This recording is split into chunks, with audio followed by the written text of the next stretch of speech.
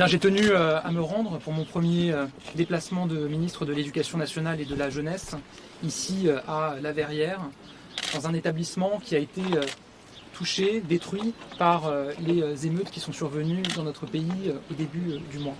C'était très important pour moi d'être ici, puisque évidemment, les familles, les enseignants, les personnels de direction, les élus ont été traumatisés par ce qui s'est passé. Je ne parle pas simplement des établissements qui ont été dégradés ou qui ont été détruits. Le traumatisme, je crois, a concerné l'ensemble de la communauté éducative partout en France. Parce que la République, c'est un bloc, et l'éducation nationale, elle fait bloc. Et quand il y a une attaque, quand il y a une brèche dans ce bloc, c'est toute l'éducation nationale et toute la République qui se mobilise et qui est traumatisée.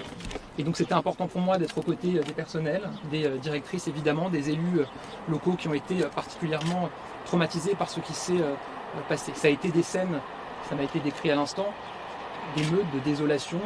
Certains ont employé le terme de guerre civile, avec des jerrycans d'essence pour alimenter des incendies sur des établissements scolaires, des sapeurs-pompiers empêchés d'intervenir par des barricades et par des pierres qui leur étaient jetées. Il faut mesurer le traumatisme que c'est pour les habitants de ce quartier, pour les élèves, pour les élus, pour les personnels de direction et pour les enseignants. Moi, je suis venu leur apporter mon soutien. Je suis aussi venu leur dire que nous sommes là à leur côté pour avancer. Derrière l'effroi, il y a l'espoir. Et l'espoir, il est né dès le lendemain de ces actes inqualifiables, avec une mobilisation extraordinaire que je veux saluer, des collectivités locales pour trouver des solutions. L'espoir, il naît aussi, je crois, quand même, d'un rassemblement politique large, républicain, autour de cet enjeu. Je veux vraiment remercier le président du Sénat, Gérard Larcher, d'être à mes côtés. L'espoir, c'est évidemment les solutions qui vont être trouvées à très court terme pour les élèves, évidemment les chantiers de reconstruction qui vont pouvoir démarrer. Je rappelle qu'un projet de loi qui permet d'accélérer drastiquement toutes les procédures de travaux de reconstruction vient d'être adopté par le Parlement après avoir été adopté à l'unanimité au Sénat, et je salue à nouveau son président. Il va permettre de réduire tous les délais sur des reconstructions à l'identique. Là où les délais d'autorisation sont normalement de 6 mois, ce sera 6 semaines. Il va permettre d'augmenter le taux de subvention pour les travaux. Il va permettre d'assouplir un certain nombre de règles de marché public, tout ça pour qu'on puisse reconstruire pierre après pierre le plus rapidement possible. Évidemment, l'espoir, il doit s'accompagner d'une lucidité. Les jeunes qui se sont comportés comme des voyous, qui ont incendié ces établissements scolaires, ça m'était dit à l'instant, certains d'entre eux probablement ont grandi dans ce quartier, probablement fréquenté cette école. Peut-être des petits frères, des petites sœurs qui sont scolarisés dans cette école. Et donc évidemment que ça doit nous amener à nous interroger et surtout à agir sur la question des droits et devoirs du citoyen à l'école, sur la question du respect de l'autorité. Et sur ce sujet-là, je serai extrêmement clair, extrêmement ferme, et je sais que j'aurai aussi sur ce sujet-là un très fort rassemblement politique et l'ensemble de la communauté éducative à mes côtés. En tout cas, je veux vraiment remercier pour la très forte mobilisation du maire Nicolas Dainville, du département de Pierre Bédier, de la région Île-de-France avec Valérie Pécresse pour trouver des solutions. Et je me rendrai dans un instant à l'établissement, à l'école régionale du premier degré qui va permettre d'accueillir les élèves qui étaient scolarisés dans ces établissements. Est-ce qu'on sait à l'échelle nationale combien d'élèves sont touchés, privés de classe, en tout cas même si là c'est les vacances? Est-ce que tous auront une solution à la rentrée, solution satisfaisante, c'est-à-dire pas trop loin de chez eux?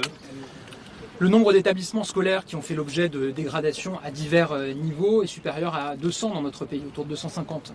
Il y a une dizaine d'établissements qui sont quasi intégralement détruits. La Verrière en fait partie, et pour lesquels évidemment il y a une mobilisation absolue. Tous les élèves auront une solution de scolarisation pour la rentrée. Mais moi, ce qui m'importe, c'est que cette solution soit viable, évidemment. La consigne que je donne à mes services, c'est de se placer toujours du point de vue de l'élève et de sa famille. Parce que du point de vue du ministère, on peut se dire il y a une solution de scolarisation qui a été proposée. Enfin, si elle est à une demi-heure à pied, il y a une question de transport qui se pose. Si la cantine n'a pas la même tarification que dans l'établissement d'origine, c'est évidemment un impact pour les familles. Donc tout ça va être regardé au millimètre près pour trouver les solutions viables. Il y aura un point de contact tout l'été pour les élus et les personnels éducatifs au sein de mon ministère et la mobilisation sera absolue. L'une des réponses, vous l'avez dit hier pendant la passation de pouvoir, vous avez dit, c'est remettre l'autorité au cœur de l'école. Concrètement, qu'est-ce que ça veut dire? Qu'est-ce qu'il faut faire? Je pense que c'est un enjeu à réaffirmer tous, collectivement. L'autorité, ce n'est pas simplement l'autorité en tant que telle d'une personne, c'est l'autorité du savoir. C'est l'autorité aussi des règles de la République. Les droits et devoirs du citoyen, ça veut dire quelque chose. Et l'école, évidemment, elle a un rôle majeur en la matière. Évidemment, les familles également. Et donc sur ce sujet-là, j'aurais à avancer avec la communauté éducative, avec les élus, pour faire des propositions. Avec des propositions d'ici la rentrée, dans les prochaines semaines? J'aurai l'occasion de m'exprimer à nouveau prochainement. Est-ce qu'il y a d'autres questions?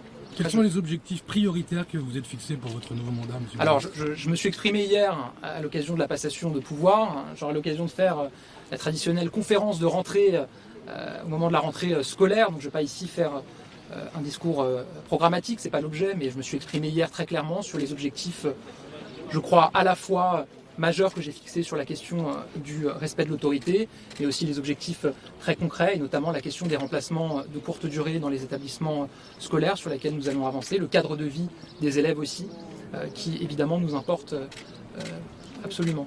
Concernant la réforme du bac, votre prédécesseur a promis d'aménager la réforme pour éviter l'absentéisme qui est présent dès mars.